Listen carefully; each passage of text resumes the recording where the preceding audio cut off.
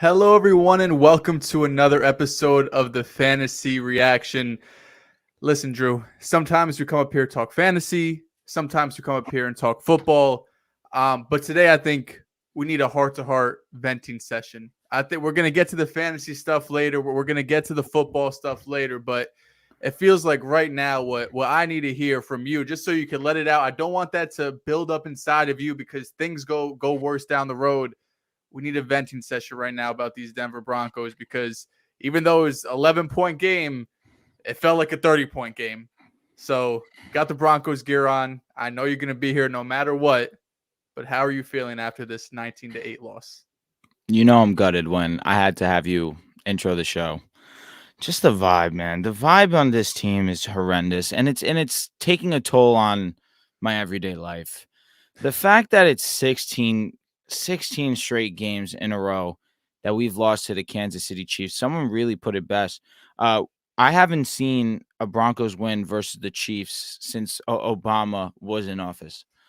That's 2 presidents ago. I am not doing well. Um, I watched horrible football on both sides in terms of offense, where we had a chance to capitalize on this game if our offense played the way that it's played this entire season. And I'm definitely not looking forward to hearing you say this isn't the top 10 unit that I've been told about. Yeah, I'm definitely not looking forward to hearing that. But the defense stepped up. We limited Mahomes to a degree. I mean, he still threw for over 300 yards. But again, I can consistently say this week to week. This offense continues to win games. Let me not just say this offense. This Chiefs team continues to win games without their offense looking like the dominant offense that we know that they can be.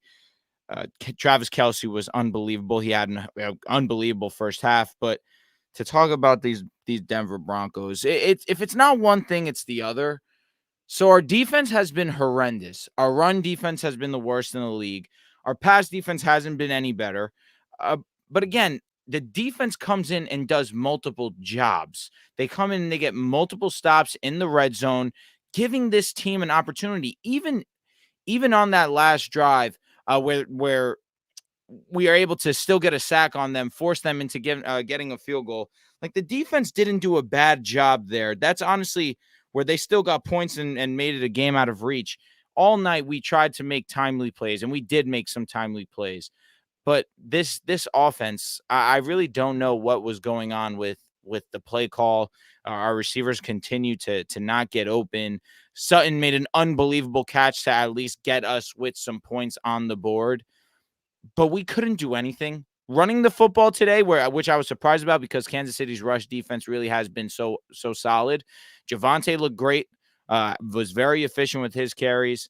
It was really what it came down to was how terrible our pass offense was. Russ didn't even throw for 100 yards. And where I could blame multiple things, I could blame the offensive line because that was an issue. I can blame the receivers. That definitely was an issue. We couldn't get open. Before the game even started, I was in hell because Jerry Jeudy's getting into it with Steve Smith, saying that, I don't mess with you. You don't try and talk nice to me now. And then you don't even go and back up the performance or back up the statements with a solid performance. He had a chance. Listen, if you wanted to go and silence those naysayers, silence Steve Smith, you go out there and you ball. Nothing went right for this Broncos offense, not even a little bit. And really what it does come down to is the play calling as well. How are we not scheming up more plays for our receivers to get open? I know that we may lack strong, explosive players, but where is Mims?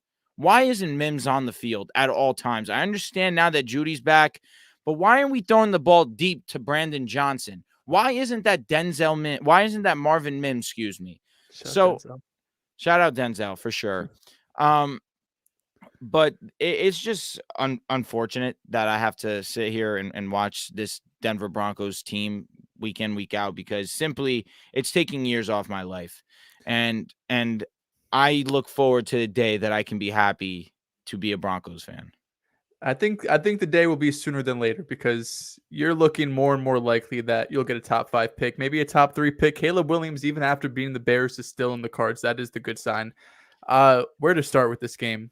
You talked a lot about Denver, so I'll quickly go over Kansas City before I go into Denver because I have some things to say. Um, we talk a lot about the Eagles, right? And they haven't found their rhythm. But the same thing goes with the Chiefs. The Chiefs, whether it was this game, whether it was against the Jets, all the way back to the Lions week one, we didn't have Kelsey. It feels like they're figuring it out as they go. And while the Eagles feels more like, you lose Shane Steichen, you have a new play caller in there. It feels a little bit different from a coaching/play calling perspective. The Chiefs, it just feels more from a personnel perspective where Travis Kelsey, even on a bum ankle, still puts up 9 for 124, and he did 90% of that work in the first half. In the second half, I think he had 1 or 2 catches. But outside of that, we saw Rashee Rice get involved, and he's a name to remember because we're going to go through all these games on Sunday. We're going to talk about waivers on Monday, and we're going to forget about Rashee Rice's performance. But 4 for 72, his best game so far as a pro. Definitely a name to remember. We get to waivers on Tuesday. They simply don't have enough guys, right? Like I know they did it last year with this unit, minus Rashee Rice, and Mahomes was still able to go win a championship. But right now, I still feel like they need to go out there and get another weapon offensively because just Kelsey and Rashee Rice, that's expecting Rashee Rice to continue to do what he's been doing. You need to have more if you have Patrick Mahomes. You have the best quarterback in the NFL. Go get at least another weapon out there so the offense doesn't look so ugly when it has these spurts of, listen, you only put up 19 points against the Broncos, who had the worst defense in the NFL. Understand a divisional game on a short week. But even last week when they go and play the New York Jets, I mean, they got off to that early lead 17-0, but then they scored, 6 points the rest of the way? So this offense has definitely sputtered as time went on. Pacheco had a good game, 62 on the ground, another 36 through the air. He was great for fantasy. Didn't score a touchdown, but still, probably had around 10, 11 points for you. To talk about the Broncos, I mean, you had one receiver with more than 16 yards. That was Courtland Sutton, which I'm sick. Shout out to Chuck, playing Chuck in our main league this year. He has Russ and Courtland Sutton. I was like, anyone but fucking Sutton. He had an insane catch. So shout out to Court for that. But this offense right now, it's broken. Those first 4 weeks going up against Washington, Chicago, and all those guys, like, sick. You put up good numbers. But I really need to see you guys go up against great defenses. Last week against the Jets, Russ had less than 200 yards. Forgot the exact number, 180-ish, right? He had 60, 70 yards at the end of the third quarter. And then this game, he has less than 100 passing yards, a 46 passer rating, 1 touchdown to 2 interceptions. I mean, this passing offense right now, there's really nothing to look forward to outside of Marvin Mims. And you have Chris Manhertz, who's the backup or really third string tight end, running the same amount of routes as Marvin Mims. Marvin Mims is the only explosive option who could really take the top of the defense. And Sean Payton, for whatever reason, just refuses to play him. I thought that since Mims was the first pick of the Sean Payton era, you didn't have a first this year, you had that second round pick.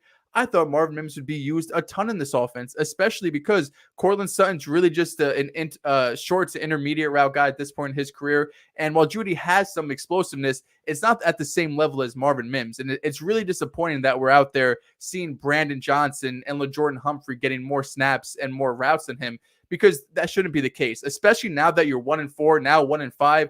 Marvin Mims should be getting the third, maybe even second most amount of snaps at the wide receiver position, because right now Courtland Sutton, he can't separate. He made a nice contested catch, but he can't separate. It's gonna come tough for Sutton and have to come with a lot of targets. So I do think, at least in the grand scheme of things, the Broncos need a reset. This is a great draft to need a reset because there's some great quarterbacks. And it's not the worst thing in the world if you draft a rookie quarterback, he sits a year behind Russ, and then the following year he gets the keys, because we've seen throughout really NFL history, if you get to sit for a year, that's usually beneficial. So tough loss, really ugly game, 19-8. But in the grand scheme of things, you just got to look forward to the offseason and hope you hit on a quarterback. How painful is it going to be for Russell to know that if we get a top 2 pick, we're taking a quarterback? And really, you say it's funny. Let me not say you're saying it's funny. I'm saying it's funny. Where Russ is going to be our starting quarterback next season. I think that even regardless if we take a quarterback, Russ will be our quarterback, so the guy can come in and sit a year and learn the system a little bit better, and there's not so much added pressure for him to immediately come in and make an impact. We've paid Russell Wilson long term. He's going to end up playing again. But here, let me ask you this question, because I have my own opinions. Tonight, Are all fingers being pointed at Russell? Are you pointing the No. finger at Russell here? I mean, he deserves partial blame, but I didn't love the play calling. I mean, you couldn't get anyone involved outside of Sutton. Samaje Perine was second in yards with 16 receiving yards. Jerry Jeudy, who at this point you're basically trying to show off to other teams, had 3 receptions for 14 yards. That feels more like a play calling issue where we can't even get these guys open down the field. Russ deserves some of it, but it's also on Sean Payton, who is supposed to be this offensive genius, to get his guys involved. The tip balls at the line were pissing me the fuck off, to be completely transparent with you. I almost threw my phone at the television when it happened again and we got intercepted. But no, today was not a day that I can feel like Russ doesn't. I escape giving him blame, but most definitely he had his moments. But again, these receivers can't separate. We lack explosiveness.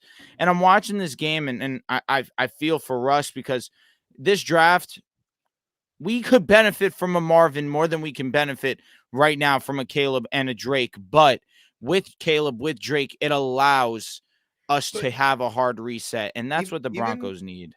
even if Say you them. got Marvin Harrison, say you got Marvin Harrison and it's the same team, you make some upgrades. I mean, this isn't a Super Bowl team. This isn't a team that I No, think could even win a playoff game. So, I mean, Marvin no. Harrison would be great, but it probably needs a bigger reset than just we really need a wide receiver that'll get us over the hump, but you need a lot.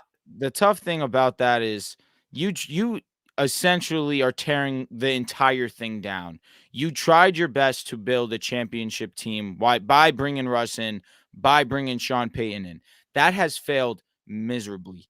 We are going to be a top 3 at worst top 5 team in terms of draft order by season's end. So for me, it's hard. Where what are we expecting? 3 years? Like that's best case scenario. We're back into the playoff hunt, not Super Bowl, the playoff hunt.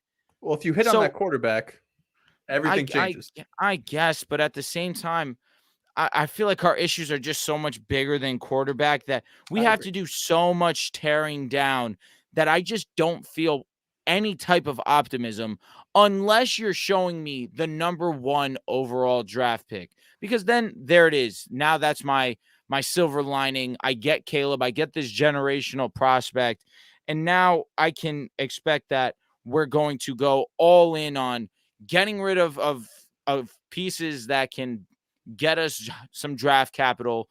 And then on top of it, but that's still where I have my struggles. How long until I get to watch winning Broncos football? Legitimately, 3-4 years. Uh, That's our window well, until we're It solid again. it is, but we've also seen in years past that you have to tear it down to build it back up. Like even though you don't want to do it, you have to. And the other thing is you really just have to, if you hit a home run on one draft class, that's really all you need to really spark something, But again, whether it's how can Seattle, I whether trust it's that? the Jets. Patton needs to be gone. If that's the case, then you're telling me Patton's fired. We're moving on to a new GM. We traded a first for Sean Payton. Whether I like the play calling or not, we're stuck with him. We have to have faith in him. Patton's done a horrible job. I don't All disagree. he's done to benefit us legitimately, I'll give Bettino. I'll give him the edge rusher for Nick Bettino. He's been great so far this season, the rookie. And Pat Surtain. That's it. That's legitimately the only good that he's done in terms of drafting. He's been I don't disagree. terrible. He's been one I of the don't worst disagree. GMs in football. So what am I to expect? That if he is going to be our GM, we're going to be in good hands, even with drafting Caleb. I'm with all these people saying if the Broncos get Caleb, that they'll find a way to ruin him if Patton is our GM. Well, I do think there's a strong chance he moves on, whether he resigns or gets fired, because Sean Payton has the most pull in the organization right now. So Sean Payton, if this season goes sideways, someone needs to be scapegoated. It's not going to be Sean Payton because you just traded a first round pick for him, and it's not going to be Russell Wilson because he's owed way too much money. So if anyone's going to be the scapegoat in this situation, it's going to be George Patton. I just can't continue to feel good about this team or try to feel good about this team, pretend to It's feel it's good dark about this days right now. team. It's dark It days right now it for sure. really is horrible. We're going on year 7 of 100% misery, and these last 2 were like a little teaser. Like, Drew, maybe this is it. Finally, we're back. Defense is great. You go and you get Russ. It's a movie. Worst offense in the league. Come back this season. Oh, okay. Another offseason. Sean Payton comes to the Broncos. Okay. One of the best offensive minds in the game. One of the best coaches that we've seen in recent memory. And we're one of the worst teams in the league. And he hires one of the worst defensive coordinators in the game, who ironically was the star of the Broncos tonight against the Kansas City Chiefs, who are one of the best teams in football year in, year out, one of the best offenses in football. Our biggest hole on the team was our bright spot tonight. Make it make sense to me, Joel, because I can't. What I watched today was really just unbelievable. I don't have an answer for you. I was shocked because it wasn't that the defense was playing well. It was that the defense was put in terrible positions and was playing well. Every single drive in that first quarter, second quarter, the Chiefs were getting the ball at the 40-yard line, the 45, midfield. And every time the defense was stepping up, either forcing a turnover on that first drive, holding them to 3. Like, the Chiefs scored 1 touchdown, if I remember correctly, this game. They've scored 1 touchdown and still put up 19 points. Bucker was phenomenal, but it just goes to show that the Broncos offense and the Broncos defense, it's hard to rely on either of them. Let's talk about fantasy, bro. Let's talk about some fantasy football. Thanks, bro. Get the vibes up. Man. We don't got to talk about the Broncos anymore. I'm sure Joel will have plenty of slick remarks on tomorrow's basketball show. I'll get started here, though. Quarterback starts of the week. You guys know how this works. Going through our starts and sits. We'll start off with quarterback. This feels like it should be easy, but with the big injury news, I'm not sure how people feel. I'm still more than fine starting Kirk Cousins this week without Justin Jefferson. And the main reason is because they're going up against the Chicago Bears. Week 1, Jordan Love had a great game, 22 fantasy points.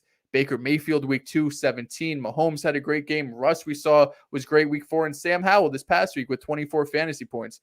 4 to 5 weeks, they've allowed 22 or more fantasy points. And Kirk Cousins, he's going to do more than enough. It wouldn't surprise me if he goes out there and still puts up 300 yards and 2 touchdowns. Hawkinson, Jordan Addison, going up against this Bears defense, I still feel like there's enough explosive players for Kirk Cousins to be a back-end QB1 this week. His ceiling definitely gets limited because Jettas, of course, being the best wide receiver in the NFL, can take that slant and instead of 10 yards, he could go for 60 because he's that type of special player after the catch. So the ceiling of Kirk Cousins definitely comes down some, but I still feel very comfortable with this floor. No doubt. Kirk Cousins is one of the better quarterbacks in football, specifically fantasy football. I definitely trust that he's going to be to still have success where Jordan Addison still has been great. Hawkinson, especially in a matchup versus Chicago, like you mentioned, he still has weapons to get it done. It's just you lose the guy in the National Football League. But I respect you giving a vote of confidence to him. And similarly, I'm going to give a vote of confidence to a guy who's been horrendous, hasn't even finished as high as quarterback 15 so far this season. I wonder if you were surprised to see that name. A little bit, because when I was going through the matchups, I saw him and I was like, well, that's intriguing, but I saw him in the doc already. Because against the Chargers right now, in terms of quarterback ranking, in terms of most points allowed, they rank 30th. They give up a ton of points to the quarterback position. So you know where I'm going with that. It's Mr. Dak Prescott. Like I was saying, he has not had a finish as high as quarterback 15 this season. The only solid game that he has had this year was against the Jets, who are one of the best defenses in football. But even still, he wasn't able to crack that top 15. But the Chargers have been very friendly to quarterbacks against Tua, against even guys like Ryan Tannehill, who's not the best. Garoppolo, who was injured, but that's the one game that they limited quarterbacks in terms of points. But like I said, Tua, Tannehill, and Kirk Cousins, who's your start of the week, I have faith that Dak Prescott can bounce back and have a great performance against this defense. If there was ever a defense for him to do it against, it would be this Chargers secondary, who has been very forgiving. So I'm giving my vote of confidence. Maybe it's the delusion in me, understanding that I have him in fantasy. I want him to do well, but I do firmly believe in the numbers to back up my claim that Dak is my start of the week. To pull back the curtain a bit, we were on, was it Tuesday's NFL show? And you were about to accept a trade. You have CeeDee Lamb. You have the CeeDee Lamb Dak stack right now. You were about to accept a trade for Brandon Ayuk and who was the other player? Adam Thielen. At first you said, I'm about to accept this trade right now. Then you went back and said, nah, I need Jonathan Taylor too. So It's because what changed your mind? I needed a running back more than anything. I Okay. only have Derrick Henry and Brees. Two good guys, obviously two great I would names. kill for Derrick that Henry right has now. been inconsistent. I'm starting Brees Zach Moss and Jerome Ford. finally got it going. You're right. Listen, I guess I'm sounding ungrateful right now, but I don't have anybody else. God forbid one of those two guys go down. So I need a receiver more than anything. So if I'm going to trade the guy that I drafted in the second round, I'm going to need a running back that's going to make me feel okay with doing that. Ayuk's been great, a little inconsistent, did get injured also this season with the shoulder, but he looks fine, of course. And Thielen, you know my feelings towards Thielen. We're actually going to talk about him a little bit later. He's been the wide receiver 4 this season. He has been one of the most reliable receivers in fantasy football, and that's due to opportunity. So it definitely weighed on my mind where I was contemplating, but that idea of, man, I took CD so early in this draft. I took him over so many guys to get to trade him for those two guys would just not sit right with my spirit, especially when I have a different need than just wide receiver. But I feel very confident. I'm not going to have CD Lamb as a start of the week because CD Lamb, he's that upper echelon receiver. You expect him to be great. And I say that ironically when my running back was going to be one of those upper echelon guys, but I had to pivot. So I do believe firmly that CD Lamb can break out, but that also will go hand in hand with Dak Prescott having a great game against the Chargers. I like that. Let's move on to my quarterback sit. It's a guy we both like coming into this year, but Sam Howell, when he plays a bad secondary, can beat up on them, right? QB 11 versus Arizona, QB 14 against Denver, QB 13 against Philly, QB 5 against Chicago. But the only time he's played a somewhat decent defense was the Buffalo Bills, and he was quarterback 32 on the week when he played Buffalo. Now, I don't think Atlanta's defense is close to the level Buffalo is right now, but I do think they are substantially better than Arizona, Denver, Washington, and at least Philly in the secondary. The front seven, Philly's still up there with some of the best in the league. But this season, the Falcons have allowed more than one passing touchdown just once, and they've yet to allow more than 250 passing yards. On average, they allow around 15 fantasy points to opposing quarterbacks. And of course, we're talking about Sam Howell here in 2 quarterback leagues, right? In 1 quarterback leagues, he's most likely on the waiver wire. He's not someone you're considering starting. But 2 QB has definitely picked up steam in the last few years. So if you are in a 2 quarterback league, Howell was someone that was either undrafted or went very late in drafts that for the first, 4 or 5 games of the season, he looks like someone you might be able to start consistently.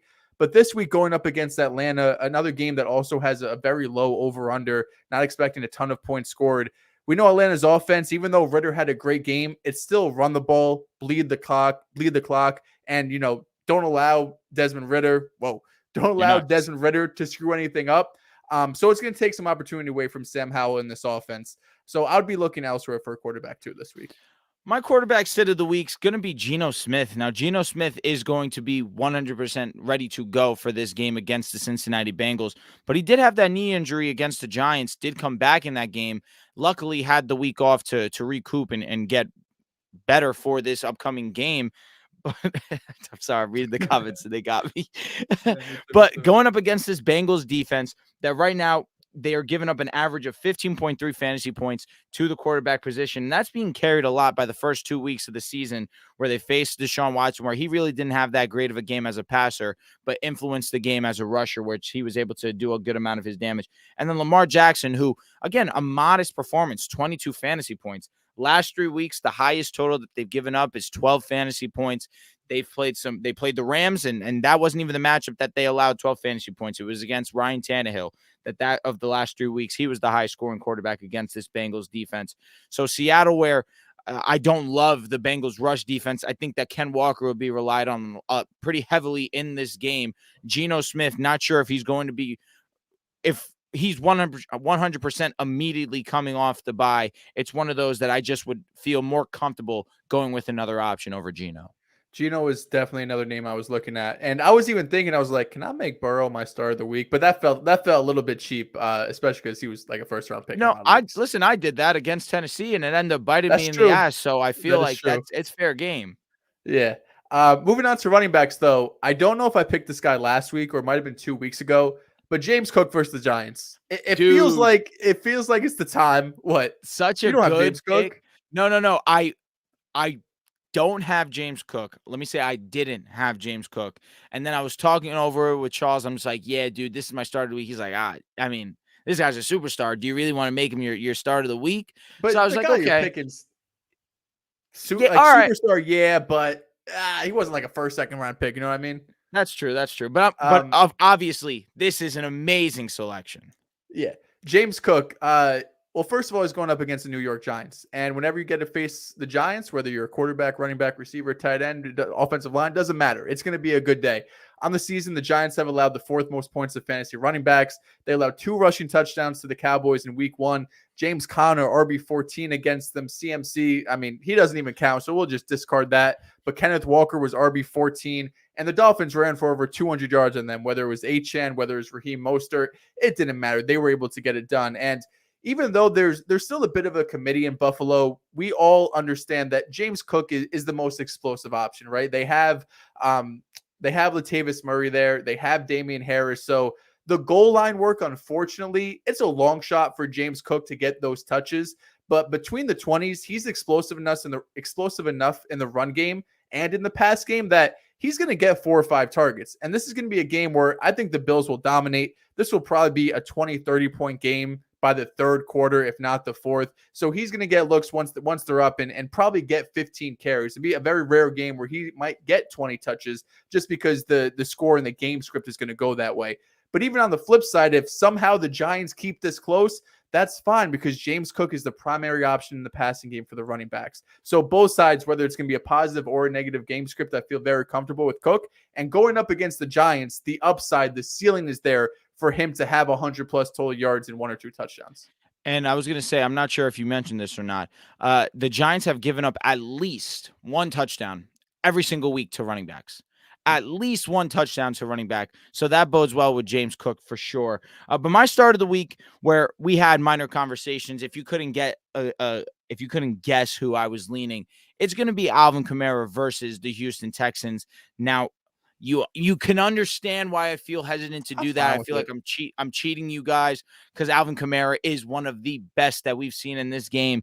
But I just want to continue to harp on the fact of the opportunity that Kamara is seeing. If you were one of those guys that took the mid-round flyer on Alvin Kamara, you sat through the suspension time, you're reaping the rewards because of the volume that he's seeing. He only saw 11 carries in his first game back, but 13 receptions to go alongside of the rushing work.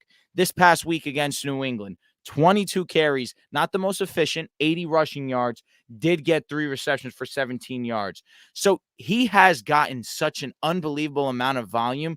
He is going to be an unbelievable option for this team, especially against the Texans defense that against the run, against running backs, right now they rank 23rd. They're giving up a fair amount of points. The last 2 weeks, they've given up only a receiving touchdown, and that was to of course, Bijan Robinson being a freak of nature. But they've still given up over 100 rushing yards twice. They've given up multiple touchdowns once, but that was to Baltimore, and that's obviously going to be a great matchup. But just over 15 fantasy points in every single matchup that they're allowing to the running back on average, 22.6 fantasy points to running backs. Alvin Kamara is a must start this week. And especially if you're playing daily fantasy, try your best to get this guy in your lineup. I don't think that's cheating at all because when I'm looking at Alvin Kamara, at least for the rest of the season, I'm not viewing him as an RB1. Are you? Like, I'm still viewing him as he's probably like a mid-tier RB2. The targets is really where he could have his most value because it's unlikely he's going to get the 13 targets, 11 catches, whatever the hell he had a couple of weeks ago. Yep. But we know Kamara is one of the most explosive receiving running backs. When it comes to him as a pure rusher, he's fallen off efficiency-wise, right? Like, he doesn't seem to be the same explosive runner we've seen in years past. But as long as he's going to get that work in the passing game, I still think there's the old Alvin Kamara doesn't seem there, but there's still a valuable RB2. So I wouldn't say it's cheating, just to give you some props. I'm sorry, but if you were playing half point PPR, maybe Alvin may not be wide receiver 1. But if you're playing full point PPR and you see the amount of volume that Alvin Kamara sees, not just as a rusher, but of course as a pass catcher as well, I feel he leans towards that RB1 just because of how thin the running back position is right now. And in back-to-back weeks, over 15 fantasy points. So that's a great sign for me, especially with the 3-game suspension. The schedule, he has Houston, Jacksonville is a solid run defense. Indianapolis hasn't been that great so far. Chicago, Minnesota has a bye. Atlanta Schedule is nice. You know what I'm saying? So I trust Alvin to be one of the better running backs just off volume alone. And you also have Jamal Williams still dealing with the hamstring injury, was it? Yep. Regardless, he was put on IR. So I think once Jamal Williams comes back, goal line usage might get a little weird, especially because he led the league in rushing touchdowns last year. But especially if he's out, then Kamara should be getting almost all of the workload. He's played 75 and 63% of snaps these last 2 weeks. So, I mean, the days of playing 80, 90% of snaps are pretty much done. So if you're around 70%, you're taking that. No doubt. So we can get over here to the running back sits. Mine for this week is going to be Dameon Pierce. Now, the last 3 weeks have been promising for Pierce, right? He's been RB16, RB16, RB25.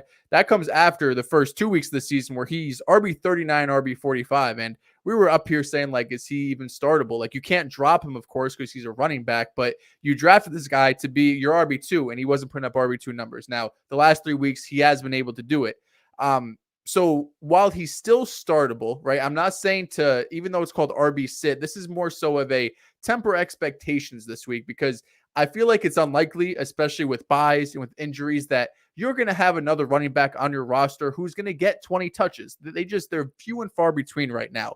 But I'm just tempering expectations going up against New Orleans Saints. So far this season, the Saints are allowing the third fewest points against running backs, under 10 per game. They've yet to allow a rushing touchdown, and they're only allowing 62 yards per game on the ground.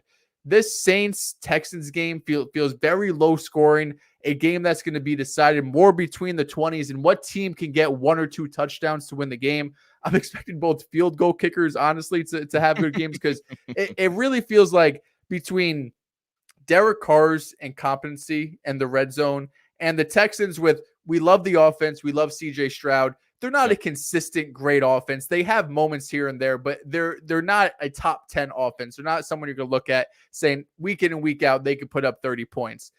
So right now, Dameon Pierce, who you wish he could get maybe a little more work in the passing game to really solidify himself as an RB2. If he's just going to get 20 carries and 2 targets, the 20 carries is great, but it's probably going to be inefficient and lead to around 60 to 70 yards. Yeah, the Saints have been pretty great stopping the run, as well as this defense that I'm going to mention that's going up against my sit of the week, and that's going to be Rachaad White. Now, coming into the league, I was really high on Rachaad just because of the versatility, but when you realize he lacks explosiveness, and also on top of it, he's not behind a great run blocking unit whatsoever with Tampa Bay. But right now, we've seen the Detroit Lions give up the second fewest points to fantasy running backs. And Rachaad White, in the 4 weeks that he's played, 3 of them, he's had single-digit fantasy points. Not very elite, not efficient as a rusher at all, has failed to average over 5 a carry in a game so far this season. The highest that he's had was 4.3, and that was week 2 against Chicago. So that just goes to, 4.3 against Chicago. And that goes to show you that even against one of the worst rush defenses in the league, that he still can't be as efficient as these other top guys. And it does not help that Detroit has been absolutely locked down 2 running backs. The only running back that was able to find fantasy relevance against the Lions was Kenny Walker, and that was because he was able to find the end zone twice. He's the only guy, and even still, he was very inefficient in his output as well. So Rachaad White, people had pretty high expectations for him because he's a solid receiving back. I believe the highest amount of receptions that he's had in the game so far this season was 5, and that was against Chicago too. He hasn't been able he hasn't had easy sledding so far this season. That's been his only easy game, but it does not get easier from here. Has Detroit, has Atlanta, then has Buffalo in 3 straight weeks. So I feel for the Rachaad White owners, because unfortunately his time is not now. Yeah, he's not getting peppered with all those checkdowns from Tom Brady. I see Peyton Woodley in the comments, and feel free to leave your comments if we have some time at the end. We'll answer some questions. He has Dameon Pierce, and he's saying, my only other option is Tajay Spears. Should I start Tajay Spears? And I get it. Tajay is exciting. He's been getting a ton of looks too. I want to say he's second in running back targets. He's right up there, very high. But that's one where like I still have to start Pierce, right? Like Tajay, For sure. best case scenario, gets 10 touches, right? Like he's gets some carries and gets work in the receiving game. But if you're gonna give me Pierce, who you could guarantee an absolute minimum of 15 touches, and it's probably going to be more compared to Spears, who the max feels like 10 touches. That's one where you just have to play it safe and start Dameon Pierce, even Yeah, though I don't love it. you can't start a backup running back over a starting one, in my opinion. Yeah. It is interesting to see if the Titans keep losing, what happens with Derrick Henry's future. I picked up Tajay Spears in our league for $1 today because first of all, I have no running back, so I'm like, fuck it, $1. But if the Titans do continue to lose, we heard the offseason rumors about him going to Philly. Of course, Swift is eating now, so that's unlikely. But if they continue to lose, will Derrick Henry be on the trade block and they could, recoup some picks to use in the future? We can move on here to wide receivers now. And the reason why I cut you some slack on the running backs because I feel like my receiver start is a little chalk, but my receiver sit is a little spicy. So I feel like I'm balancing myself out there. My wide Okay. receiver start though, I'm running my wrongs. DJ Moore, man. I don't think this is a 2-week flash in the pan, just going up against bad defenses. The last 2 weeks, wide receiver 7 and wide receiver 1 going up against Denver and Washington. 3 out of the 4 last games going over 100 yards. And now he's going up against the Minnesota Vikings, who really haven't been able to stop anybody. This goes back to last year, this year, even bringing in Brian Flores. It does not matter whether it was Mike Evans week 1, Smitty week 2, Keenan Allen, Adam Thielen, who we might talk about later. They're going to get a ton of yards. They haven't let up a ton of touchdowns, but they're going to let up a ton of yards to the opposing receivers. And Justin Fields definitely has the fuck it, DJ Moore's down there somewhere type of attitude where he is hyper targeting DJ Moore. The last 4 weeks, 7, 6, 9, and 10 targets. That's elite wide receiver 1 type of numbers. If you're getting 9, 10 targets in a game, there's nothing more you could ask for from your wide receiver 1. And when DJ Moore is so explosive and has shown to be one of the best receivers after the catch this year, he could turn those 9 or 10 targets like we saw last week into multiple touchdowns and 200 yards. On top of it, both Roschon Johnson and Khalil Herbert looks like they're missing this game. Khalil Herbert's definitely going to miss dealing with the high ankle sprain. Roschon Johnson is still in the concussion protocol, and he hasn't practiced yet this week. So the fact that it's Friday as we're recording this, Friday or Thursday night, Friday morning, and he still hasn't practiced, it's probably going to be Deontay Foreman. So I think this is going to be another game where Fields is going to have to throw the ball. I think he'll probably be the team leader in rushing as well. So I'm expecting a big day from Justin Fields and DJ Moore. DJ Moore, it's absolutely an unbelievable feeling being an owner of DJ Moore in a fantasy football league, especially one of your more important money leagues and just sentimental league more so than anything, because it's been a viral movie. Trusting what you saw in the preseason and seeing it translate over into the regular season has been great. So I appreciate that vote of confidence in DJ. 100%, I think he's going to continue to eat the way that he has. And I say that as I go into my start of the week, who I spoke about earlier, has been the wide receiver 4 so far to start this season. That has been Mr.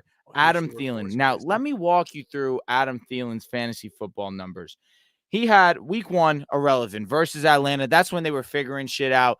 I'm not even counting this game, but even still with this game where he had only 2 fantasy points, he has 17 fantasy points. He's got almost 30 fantasy points, a nice 12 fantasy points. Hey, calm, wide receiver 2.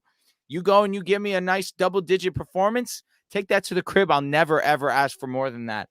And then this past week, 25.2 with Bryce returning back into the lineup. I'm sorry, sir.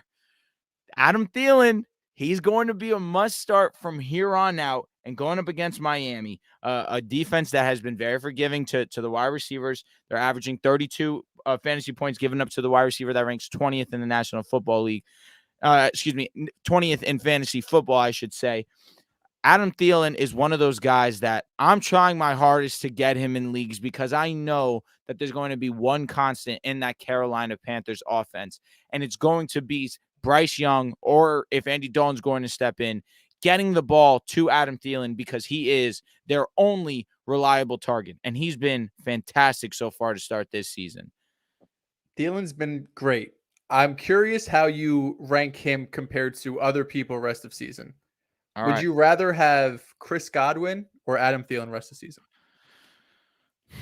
I don't like Baker.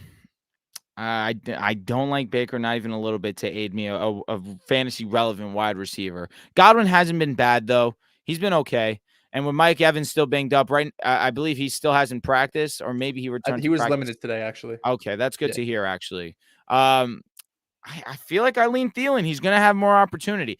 And wide receiver 4 over the last 4 weeks, I should say, just to let you Okay. guys know. But go ahead. Okay. Would you rather have T. Higgins, who questionable going into this week, but T, I'll take the rest of the talent season. there. I'll take the talent there. I'll go T. What about Hollywood Jordan Addison? Hollywood, I'm going with Adam Thielen. A similar situation, except I feel like Thielen's getting peppered with more targets. And then for Jordan Addison, over these next 4 weeks, it's going to be very telling on how much they're going to incorporate him as the wide receiver 1 in this offense, with Jettas being placed on the IR. In theory, he should be the wide receiver 1 there. And with Kirk Cousins, I'm expecting him to have success very firmly. It's just going to be a matter of, is it too soon for him to be going up against number 1 corners? And is he going to be getting that lockdown treatment? Because Jettas is obviously a different beast. There's no stopping Jettas. Jordan's been good so far, really, really good so far in his rookie campaign. But I think that the safer option is a Thielen, where the upside play is a Jordan Addison. So yeah, I mean, I'm with Drew for the most part too. It seems like we're valuing him around like a mid-tier wide receiver too, like probably in that wide receiver 15 to 20 range. I'm sure in your leagues, listen, I even still feel the same about Adam Thielen. He's not explosive, right? He's not going to have these 50-yard touchdowns. He's not going to maul his people. But if he's going to get these targets and be the number 1 option, he's going to be super valuable for fantasy. So this is another player like we talk about that real life compared to fantasy is completely different. Whoever has Adam Thielen in your league is probably looking at him as like a flex option. But in reality, he should probably be valued as a wide receiver too. So probably a good guy to go out and trade for. Moving on to my wide receiver sit. I said it's a little bit spicy. Sorry, you have an Adam Thielen comment? No, not at all. Go ahead. Go get into your wide receiver sit, sir. Deebo Samuel. I'm sitting him this week. Another kind of Damian Pierce-like situation where you probably don't have a better option. So it's probably going to be very difficult to sit him. But this is a game and a matchup where I'm tempering my expectations. He injured his ribs against the Giants on Thursday Night Football a couple of weeks ago, and he really hasn't been that productive since. The game he came back was week 4 against Arizona, put up 0.6 points. Last week against Dallas, he was decent, wide receiver 25, 10 fantasy points.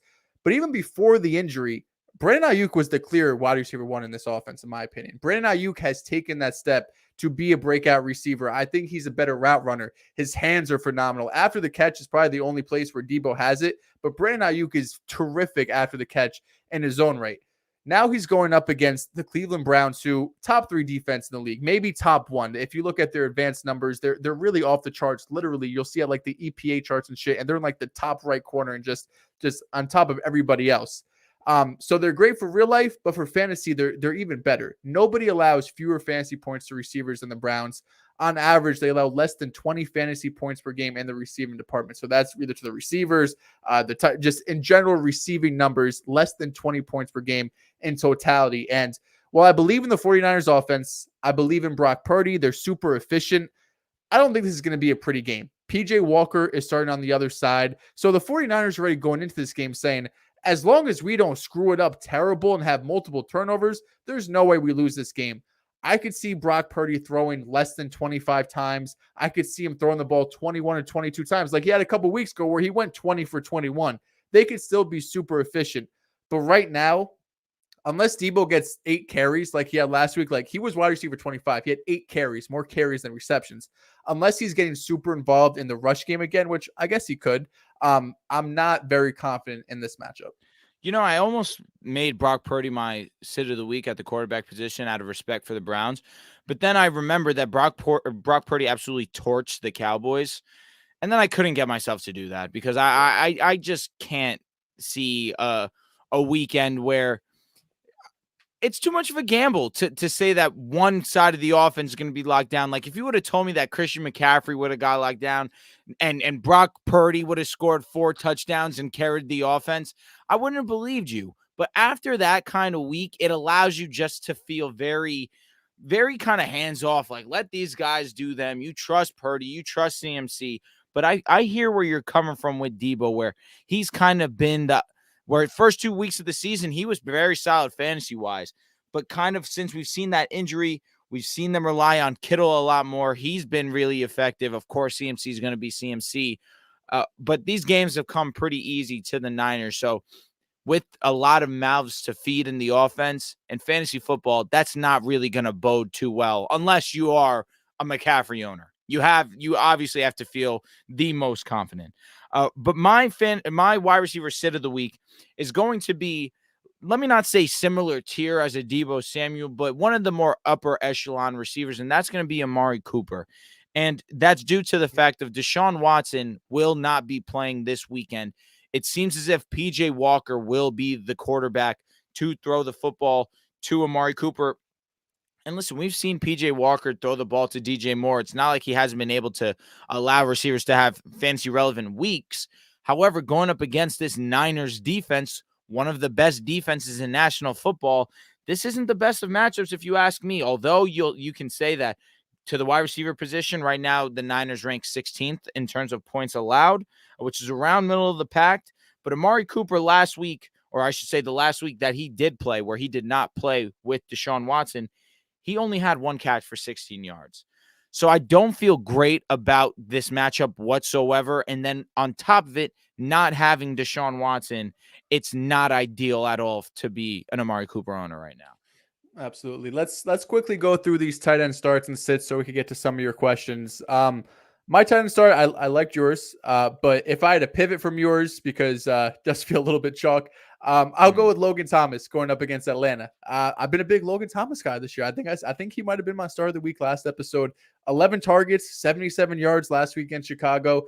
Now he goes up against the Falcons, who just had Dalton Schultz put up 7 for 65 and a touchdown. Laporta was tight end 1 on the week in week 3 when he played Atlanta. And even Hayden Hurst, who in week 1 was tight end 2 on the week. The Falcons really haven't shown to be able to stop the tight end position. And even though Sam Howell is my sit of the week, that doesn't take away from what the other guys could do, right? I don't think Howell could have a great game.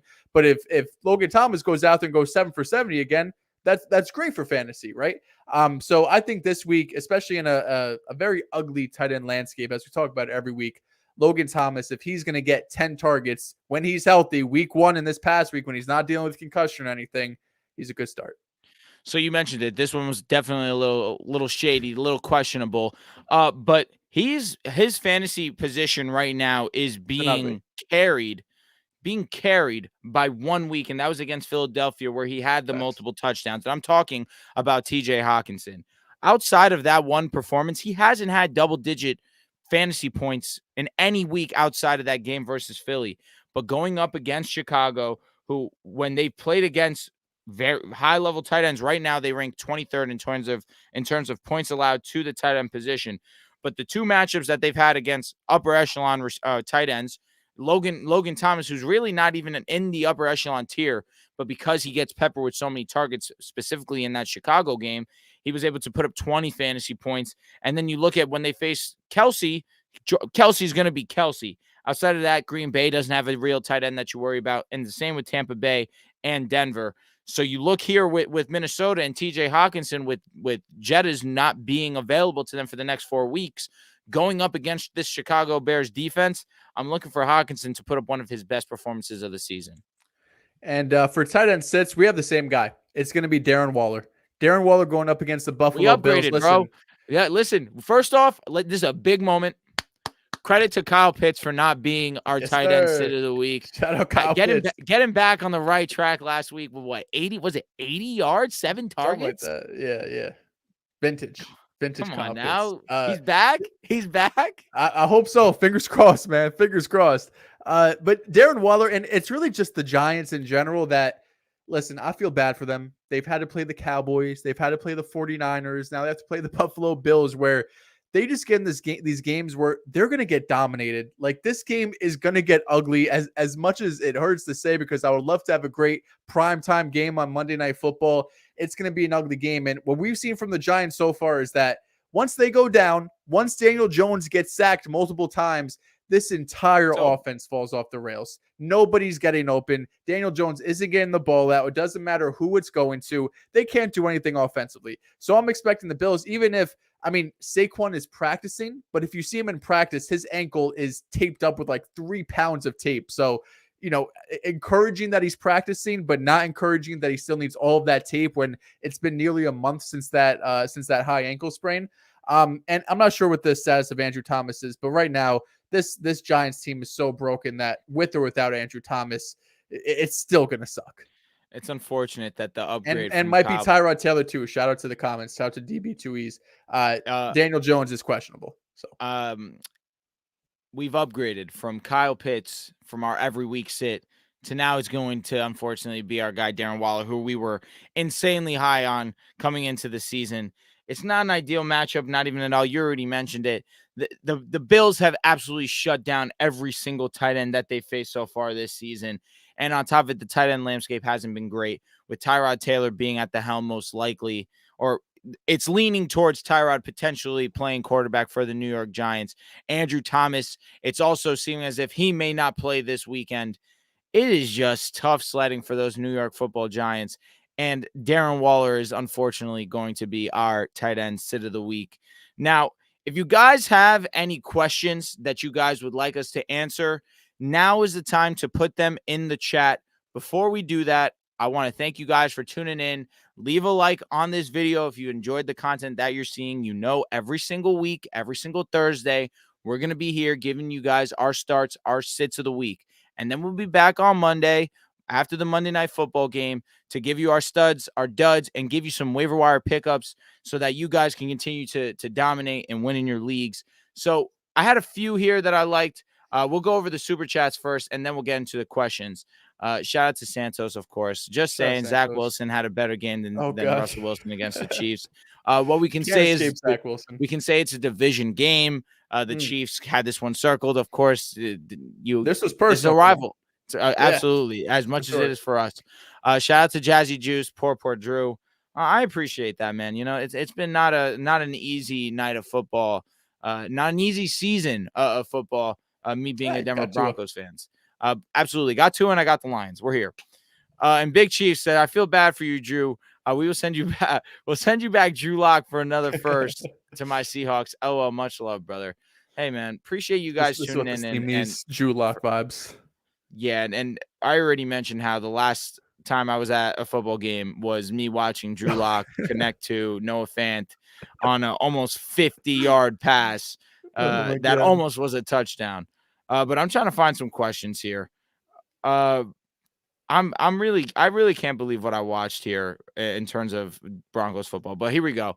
Payne Willie says, should I slide with Nico this week against my Saints or Tutu for my wide receiver 2? Also got Scary Terry. He's got some options. Nico has last week, at least versus the Falcons, wasn't great against Saints. This week is the Saints. Last week against the Falcons. Going up against the Saints, I don't love the matchup for Nico. Honestly, CJ also was in consideration for a sit of the week, but I didn't want to disrespect because I know that he's been playing very well.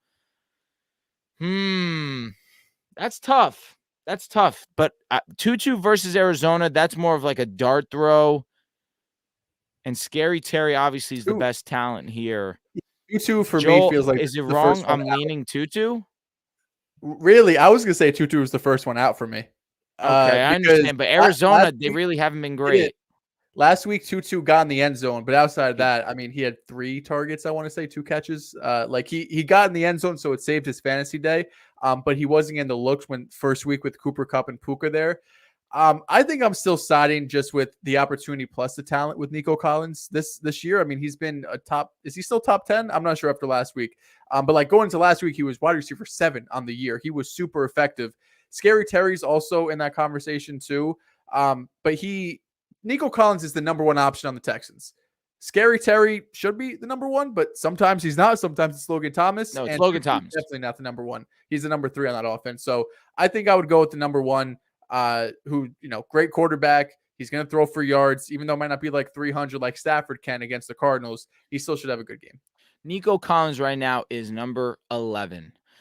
So he's still been great. Shout out to Griffin Falk. He says, giving him Mostert, Thielen, and Terry for Tyreek too much. I'll be honest. I read this while we were talking. The answer is no. It's not too much. I would make in a that heartbeat. deal like hell.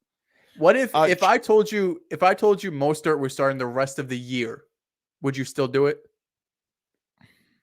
Like say HN can't come back, The hypothetically. Dolphins have been one of the best running offenses in Yeah, football, but that really they're the is same. also in due part to how a chain has been such a game changer for them. Mostert was Mm, phenomenal though before HN, He was, but he's took been over. having a fumbling problem that's been pissing me off.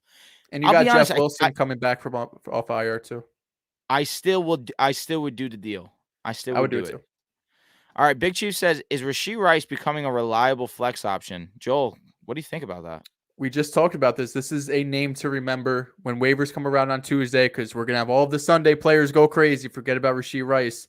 He's someone that if I have a bench spot, I would love to pick up and see what happens for another week. I would love to see, can he do back-to-back weeks that I feel comfortable, because up until this point, he hasn't got on the field a lot, but when he gets on the field, Mahomes targets him. He has like one of the highest target shares per route run in the NFL. It's just he hasn't got on the field a ton. So if he shows me one more week, and the snap numbers, I don't have them in front of me, but he hasn't been playing more than like 50% of snaps. If he's playing 60, 70% of snaps back-to-back weeks and being productive, absolutely he could be a flex option. Liam Backus asks, if Saquon doesn't play, who should I start? JSN or Josh Downs? 14-man half-point PPR. Josh Downs. You mentioned it on our Monday show that with Gardner Minshew, Josh Downs has been one of his more favorite targets. I think this past week, was it 2 weeks or the first week that Minshew started, or the second week? One of them, he had double-digit targets. Yep. Like he was being force-fed the ball from Gardner. I definitely would rather go Josh than JSN, because JSN, he essentially has been a non-factor in this team, honestly. Trey Johnson asks, Zay Moss and Waller for Kittle and DJ Moore. I mean, obviously. Yes. Yep. Give me Kittle and DJ Moore. Yeah. Kira White says, who should I start at tight end? Njoku or Gerald Everett? I'm screwed regardless. I guess upside Gerald Everett, because his quarterback is Justin Herbert. Yeah, but because again, I can't start any option with PJ Walker being the quarterback, because Donald Parham has really cut into Gerald Everett's work. Like they're basically splitting snaps at this point. But Njoku with PJ Walker, just you're begging for a touchdown, because outside of that, I don't see, especially going up against the Niners on top of it, that's tough to swallow. This question actually hurts my heart, and it's from DB Too Easy. Start Jahan Dotson or Curtis Samuel. If it's a PPR league, the answer is Curtis Samuel. Last 2 weeks, has had 6 receptions, 7 receptions, has had over 50 yards in both of those games, had a touchdown last week against the Bears. The answer is Curtis Samuel, as much as that may pain me. I mean, it just, for whatever reason, Jahan and Howell cannot get on the same page. I'm leaning Curtis. Am I wrong to think that, or what? No, I'm leaning Curtis too. I'm trying to find most targets. Let's see. We have Terry McLaurin with 31. Jahan Dotson actually is second on the team with 30 targets, and Curtis Samuel is third with 27. So why is over it the that season, Dotson has, but why is it that I just don't believe that? Yeah, I'm looking. Unless I'm looking at last year. Let me see. This would be the last question we answer, because I like it. I like the fact that we don't talk about defenses, and they asked us a defense question. Troy Osborne says, any good defenses to stream this week? Now, this one, it may be bold, but you can get them very easily on your waiver wire, and that's going to be the Raiders versus New England. New England has put together 2 of the worst offensive weeks that we've seen this season in back-to-back games, and a matchup versus Green Bay, a matchup that we favored Jordan Love. We thought he'd come in and have a great game. Really didn't. In terms of fantasy football in our league, the Raiders were able to put up 14 fantasy points, only allowed 13 points total, had 2 sacks, had 3 INTs, and going up against New England, I love this matchup, especially because I can get them for the low. Yeah, I'm trying to see if I could find anyone else who's kind of lowered rostered. Of course, like the big ones, like obviously Buffalo's like the best defense this week. The Raiders you mentioned. If you want another one where the defense for fantasy hasn't been great, Atlanta's been, I think, better for real life than fantasy. But going up against Sam Howell, you could get a lot of sacks. You could get some interceptions. You might be able to get a fumble. So if you need kind of an upside play with Atlanta, Sam Howell is very sack prone and he's very turnover prone. So it wouldn't surprise me if they had a good day for fantasy. All right, guys, and that's going to do it for episode 12 of the Fantasy Reaction Show. Mr. Dehls, I appreciate you opening up the show while you understood that I was at a low, man, and I needed to pick me up, and you did that. So thank you, my friend. So again, if you guys made it this far, we appreciate you guys. Drop a like. It helps us out. Subscribe to the YouTube channel if you're not subscribed already. Leave your comments in the comment section below. You can ask us your start sits. You can ask us about trade questions, whatever you guys feel. If you want to add something to the show, you feel like we could be doing something better, leave that in the comment section below. We're always open to constructive criticism. But again, that's going to do it from us. I will see you guys Monday night, and take care.